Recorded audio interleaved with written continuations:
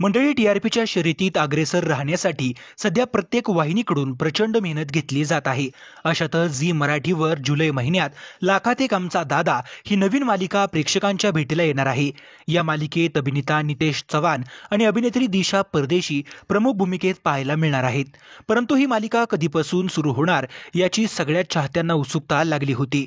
अशातच झी मराठीनं एक नवा प्रोमो शेअर करत ही मालिका केव्हापासून सुरू होणार हे जाहीर केलं आहे। लाखात एक आमचा दादा ही मालिका 8 जुलैपासून रोज रात्री 8:30 वाजता झी मराठीवर प्रसारित केली जाणार आहे।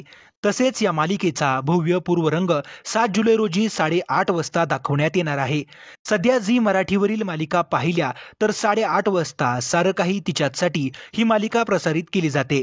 परंतु आता ही नवी मालिका यावेळेस सुरू होणार असल्यामुळे झी मराठीवरील सारं काही तिच्यासाठी ही मालिका प्रेक्षकांचा निरोप घेणार का असा प्रश्न चाहत्यांना पडला आहे।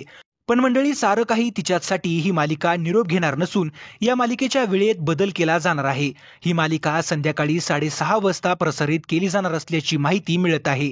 तर दुसरीकडे लाखात एक आमचा दादा या मालिकेला कसा टीआरपी मिळतो हे पाहणं देखील महत्त्वाचं ठरणार आहे।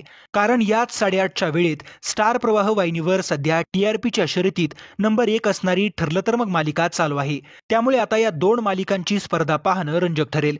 तर मंडळी तुम्ही देखील ही नवीन मालिका पाहण्यासाठी उत्सुक आहात का ते कमेंट करून नक्की कळवा। मालिका विश्वातील बातम्यांसाठी चॅनल सबस्क्राईब करायला विसरू नका।